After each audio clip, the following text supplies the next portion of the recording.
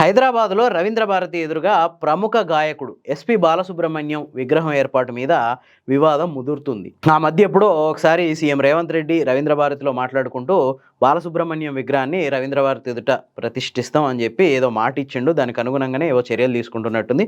ఆ విగ్రహం ఆవిష్కరణకు సిద్ధమైంది. ఈ నేపథ్యంలోనే కొద్దిమంది తెలంగాణ వాదులు అక్కడికి వెళ్ళి ఆ విగ్రహ ఆవిష్కరణని అడ్డుకుంటాం అని చెప్పి తెగేసి చెప్పారు. విగ్రహాన్ని ఆవిష్కరించనిచ్చేది లేదు అని చెప్పి చెప్తున్నారు. కొద్దిమంది ఏమంటున్నారంటే ఎస్ కరెక్టే, ఆయన తెలంగాణకు చెందిన వ్యక్తి కాదు కదా, ఆయన విగ్రహం ఇక్కడ ఎందుకు అని కొద్దిమంది అంటున్నారు. ఇంకొద్దిమంది ఏమంటున్నారంటే ఆయన పాటలు ఓన్లీ తెలంగాణకో ఆంధ్రకో చెందినవి కాదు, ఆల్మోస్ట్ దక్షిణ భారతంలో కొన్ని పాటలు హిందీలో కూడా ఆయన వాడిండు, ఆయన ఒక లెజెండరీ పాటకాడు, సో ఆయన విగ్రహం పెట్టొచ్చు అని కొద్దిమంది అంటున్నారు. కానీ మరి వీటిలలో ఏది నిజం? బాలసుబ్రహ్మణ్యం నిజంగా గానగంధర్వుడే, కాదని నేను అనట్లా. ఆయన పాటలు కూడా ప్రాంతాలకు అతీతంగా అందరినీ ఓలలాడించినవి కూడా. ఆయనని ఒక మంచి పాటగాడిగా గౌరవించుకుంటాం. హైదరాబాద్తో పాటు ఎక్కడైనా ఆయన విగ్రహాలు పెట్టుకోవచ్చు, తప్పులేదు. కానీ ప్రాధాన్యత అనేది ఒకటి ఉంటుంది కదా. సాధారణంగా మనం మన ఇంట్లోనే చూసుకుందాం. మన ఇంట్లో మనం ఎవరి ఫోటోలు పెట్టుకుంటాం? మన యాన్సెస్టర్స్ ఫోటో పెట్టుకుంటాం. నాయనమ్మదో తాతదో అమ్మమ్మదో తాతదో, లేదంటే కొద్దిమంది అమ్మ నాయనలది, ఇట్లా యాన్సెస్టర్స్ ఫోటోస్ పెట్టుకుంటుంటారు. ఇంకొద్దిమంది దేశ నాయకులది, వాళ్ళ అభిమాన నేతలది, నాయకులది, హీరోలది ఎవరిదైనా పెట్టుకోవచ్చు. కానీ ఇవన్నీ ఎప్పుడు? ముందు మన యాన్సెస్టర్స్ తర్వాతే. సేమ్ రవీంద్ర భారతి కూడా అట్లనే. రవీంద్ర భారతి అనేది తెలంగాణ సాంస్కృతిక వేదిక, అదొక ప్రైమ్ ప్లేస్. అక్కడ ఎవరివైనా విగ్రహాలు ప్రతిష్ఠించాలి అని చెప్పి గవర్నమెంట్ డిసైడ్ అయితే ముందు ఎవరి ప్రతిష్ఠించాలి? ఈ ప్రాంత వైతాళికులు, ఈ ప్రాంత కళాకారులై ప్రతిష్ఠించాలి.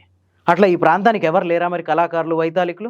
ద గ్రేట్ దాశరథి రంగాచార్య ఉన్నారు, సినారే ఉన్నారు, తొలిదశ తెలంగాణ పోరాటంలో తన పాటలతో ఉవ్వెత్తున ఉద్యమాన్ని లేపిన సుద్దాల హనుమంతు ఉన్నాడు, ప్రజల కోసం పాటుపడ్డ గద్దర్ ఉన్నాడు, తెలంగాణ గీతం రచించిన అందశ్రీ ఉన్నాడు.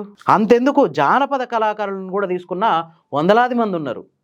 వాళ్ళ జానపద కళలతో ఇక్కడ సమాజాన్ని చైతన్యం చేసిన ఒగ్గు రాములు ఉన్నారు, చిందు ఎల్లమ్మ ఉంది. వీళ్ళంతా ఒకప్పుడు మన కళాకారులు. వాళ్ళకి ఆదరణ లేక కాలంతో పాటు కనుమరుగైపోయారు. వాళ్ళని వెలికి తీసుకొచ్చి వాళ్ళని కదా మనం అక్కడ ప్రతిష్ఠించుకోవాల్సింది, వాళ్ళకి కదా మనం ఫస్ట్ ప్రిఫరెన్స్ ఇవ్వాల్సింది. ఇప్పుడు నేను చెప్పిన పేర్లన్నీ పాటలు పాడో రచనలు చేసో ఎంటర్టైన్మెంట్ సెక్టార్కి పరిమితం కాలే. వీళ్ళు వాళ్ళ కవిత్వం, వాళ్ళ రచనలతో సమాజాన్ని జాగృతం చేసిర్రు, సమాజ అభివృద్ధికి, సమాజ చైతన్యానికి పాటుపడ్డారు. వీళ్ళు పూర్తి ఎంటర్టైన్మెంట్కి పరిమితం కాలే.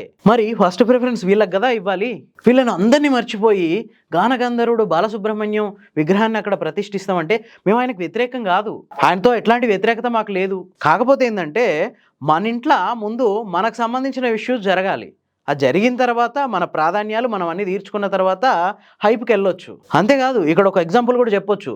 తెలంగాణ ఉద్యమం ఉధృతంగా జరుగుతున్న టైంలో జైబోలో తెలంగాణ అనే సినిమా తీసిర్రు తెలంగాణ వాదులందరూ కలిసి. ఆ సినిమాలో ఒక పాట పాడమని ఎస్పి బాలసుబ్రహ్మణ్యం దగ్గరికి వెళ్తే నేను తెలంగాణ పాటలు వాడను అని నిర్మోహమాటంగా చెప్పిండు బాలసుబ్రహ్మణ్యం. దాంతో వీళ్ళు వెళ్ళి కేరళకు పోయి జేసుదాసుని తీసుకొచ్చి పాటలు పాడించుకోవాల్సిన పరిస్థితి వచ్చింది. ఇంత తెలంగాణ వ్యతిరేకతని మొహం మీదే చూపించిన ఒక వ్యక్తిని ఎందుకు తీసుకొచ్చి మనం హైదరాబాద్ నడిబొడ్డున ప్రైమ్ ప్లేస్ లో ఆయన ప్రతిష్ఠించుకోవాలి? నా మాటలు అబద్ధమైతే సమాధానం చెప్పండి. సో ఖచ్చితంగా బాలసుబ్రహ్మణ్యం గానగంధర్వుడే, అద్భుతమైన పాటలు పాడిండు, కాదని నేను అనట్లే. ఖచ్చితంగా బాలసుబ్రహ్మణ్యం గారి విగ్రహం కూడా ఏర్పాటు చేయండి ఇంకో చోట ఎక్కడైనా.